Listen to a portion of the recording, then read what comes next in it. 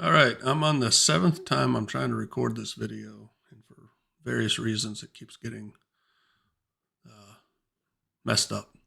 So hopefully this time works. So if this is your first time watching this channel, I appreciate the view. Please like and subscribe if you enjoy the content. My channel is mainly focused on simulation of nuclear escalation. This particular one looks at one of the major flashpoints, probably one of the now that the Ukraine war in some regards seems to be backing off. This represents probably one of the biggest potential flashpoints, and that is an escalation in the Pacific against China and the United States, which would likely involve other allies, but those are the two big hitters. Um, from a nuclear perspective, China has approximately 500 warheads. Those are split up across multiple delivery systems. Some of those are more theater level and some are more strategic level. They do have some level of a triad, majority being land based and sea based. There are a few potential strategic bombers, and I'm sure they're trying to develop that capabilities even more. Traditionally, China had a nuclear stockpile right around the level of the French, but they have been expanding that in recent years and plan to continue expanding it. I believe they thought the United States was not taking them as a serious, credible threat from a nuclear deterrent level, which is kind of crazy because even if you have 300 warheads, that's an incredibly um, credible deterrent. 10 warheads could be an incredible deterrent, depending on ballistic missile defense systems. So, um, but they have definitely been expanding it. Now they have committed to a no first use policy, but again, how do you define no first use and what happens on a nation state when they decide they can ignore their policy? So again, it doesn't preclude that it can't happen. It just means that they have stated multiple times they wouldn't be the first ones to use it. So what we're going to look at today is one way they could do a limited nuclear strike while making efforts for it to not escalate. And then I'm going to talk about some potential problems with that. But first, I put together an attack plan. And so it involves strikes against U.S. bases in the Pacific and including one in the Indian Ocean. These are going to be basically, this is going to eliminate the ability for the U.S.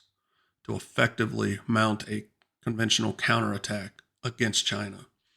So, in this event, this would preclude either an invasion of Taiwan or in the event that the invasion is grounding to a halt and they are taking a beating, this could be also a effort to destroy the ability to continue to wage war.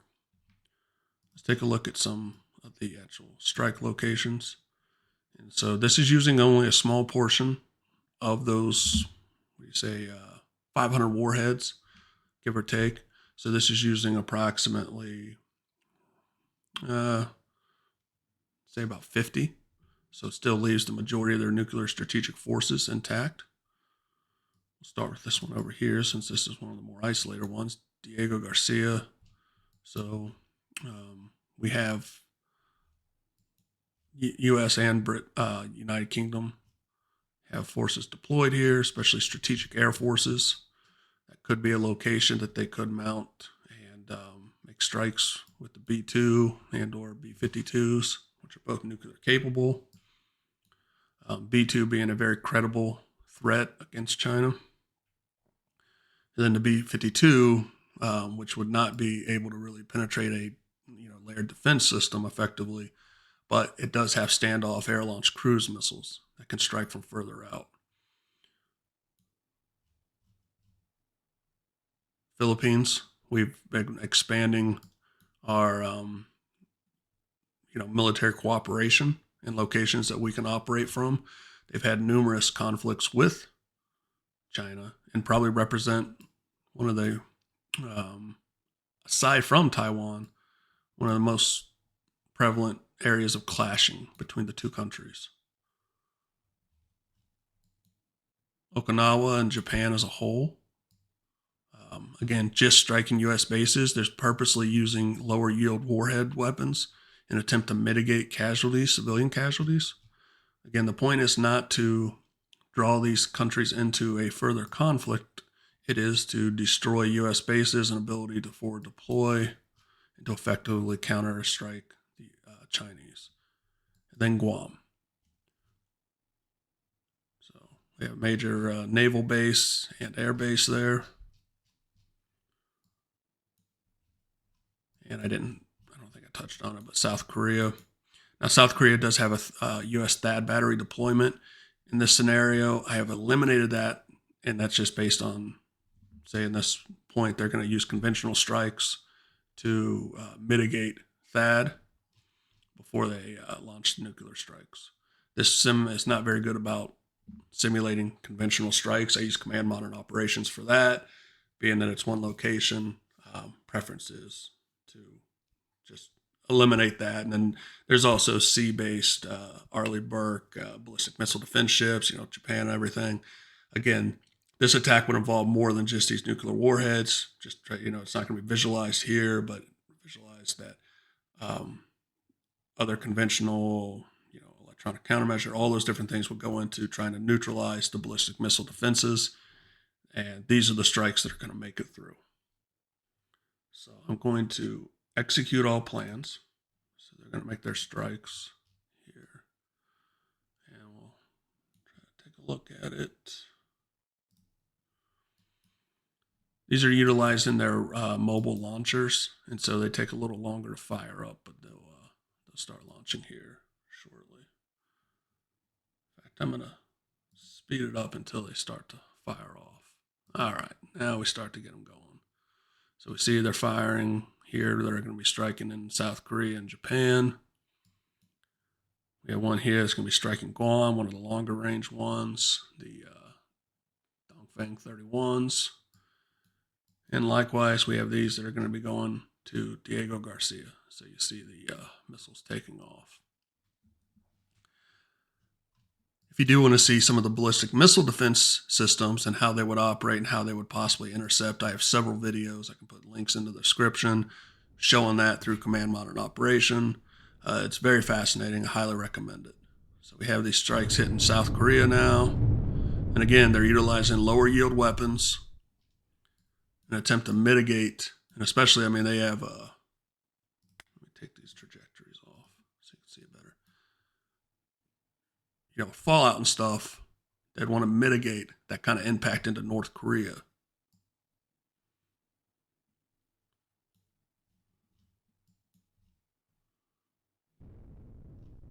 Some bases being hit here. Still got these coming into Guam, some of the Philippines, and over to here.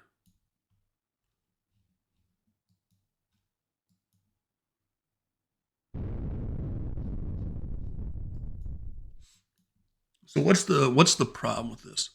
So the problem with this is, especially from a mitigation of impact, the issue is going to be the United States doesn't have the same ability to strike Chinese bases that are not a part of Chinese mainland or actual Chinese territory. So China does have some bases, some off-site that they could make those strikes, but it's not going to be nearly to the extent that the United States does. So the United States has a lot more deployment. Fair is fair. I'm from the United States, but we have bases ringing China basically. China, we don't have that same capability, so our strikes would almost certainly, if outside of naval strikes against their naval ships and everything, which we don't. From a nuclear perspective, we don't necessarily even have anti-ship nuclear capable weapons. Not right now. We wouldn't have that same capability, so we would have to utilize more strategic level weapons or bombings against Chinese targets that would almost certainly be a part of China. So again, that's where a limited nuclear war would probably more quickly escalate to a strategic level when you start hitting a mainland versus an ally's mainland. Because for an ally's mainland, we'd have to make a choice. Do we want to lose Los Angeles and New York for Tokyo? Do we want to lose um, Seattle for Philippines? That's something that the United States would have to choose, right? Just like as a conflict as a whole. It's different when you're hitting mainland, and then there's going to be a pressure among the citizens to strike back against the opposing side's mainland. At some point, do you start targeting their nuclear forces to prevent follow-on strikes? So is the U.S. sending in attack subs to try to sink their ballistic missile subs? Once you start targeting that stuff, that's when the escalations happen. That's when you like kind of use it or lose it kind of mentality, and that's serious danger.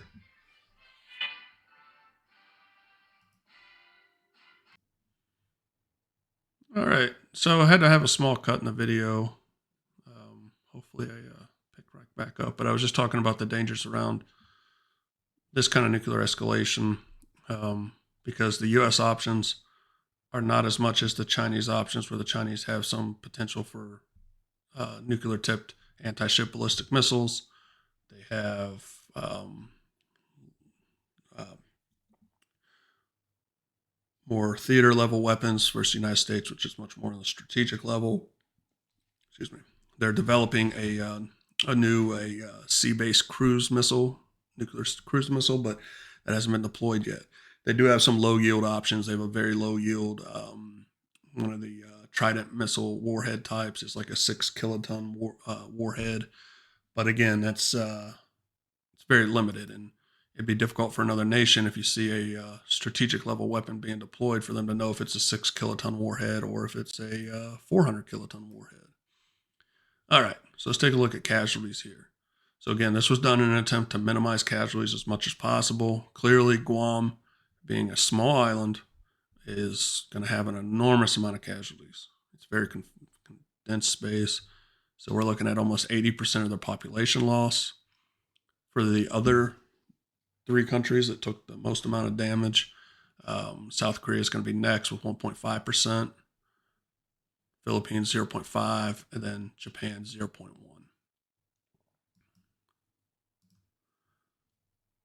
Looking at about 1.4, almost 1.5 million losses overall.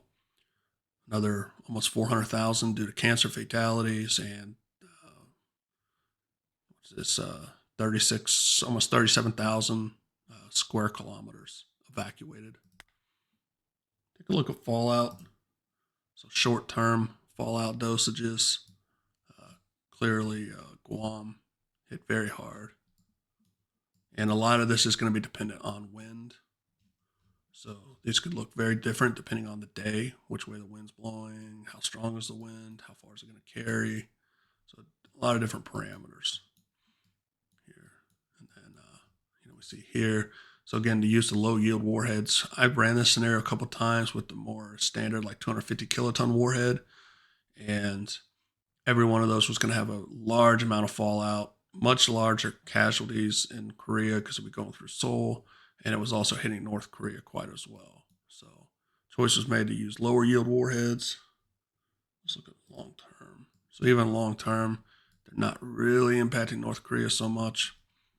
I would have to think after these strikes, North Korea would probably cross the border in a military, attempt to invade the South, probably in conjunction with China, making their landings in Taiwan in this event. So this would be absolutely devastating for the United States to be able to conduct any future type of operations against China.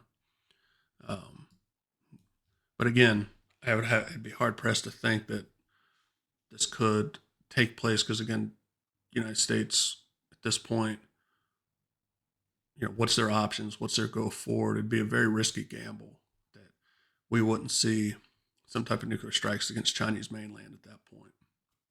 But it is one possible limited war scenario that I'm sure the people that make it their job to plan for these things would have to plan for. I don't know if I discussed, because I've started and stopped this video so many times, about why Australia was not targeted. But the decision made, at least in my scenario where I did this, was they did not strike Australia because they were trying to keep an engagement from Britain, United Kingdom, from getting further engaged in this conflict, especially from a nuclear perspective. United Kingdom is another nuclear armed country, so Australia being part of the Commonwealth, New Zealand, choice made not to target either of those countries. So they made a very conscious choice to only target countries that are not um, nuclear armed, um, but and focusing on the U.S. bases on those countries. So to try to prevent further escalations, because again, all these countries represent potential adversaries against China.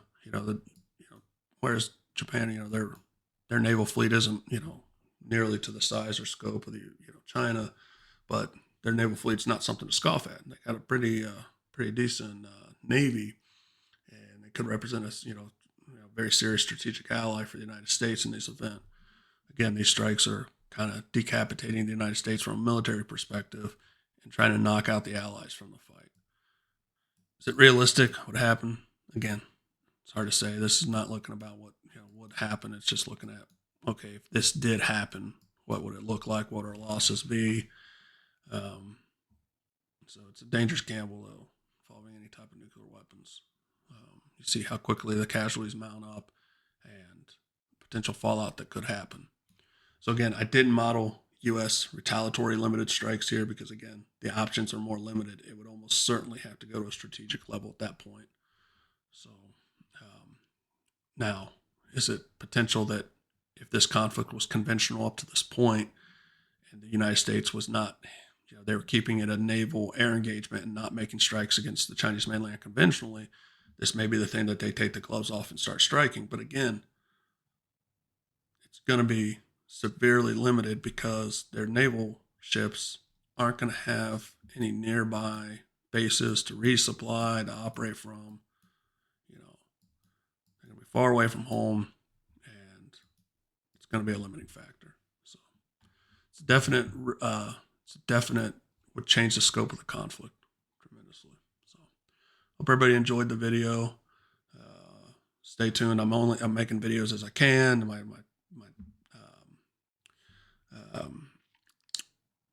tempo of releasing videos has definitely changed just because of work stuff and everything and how busy I am at work. But I continue to try to put out content as I can and hope everybody enjoys.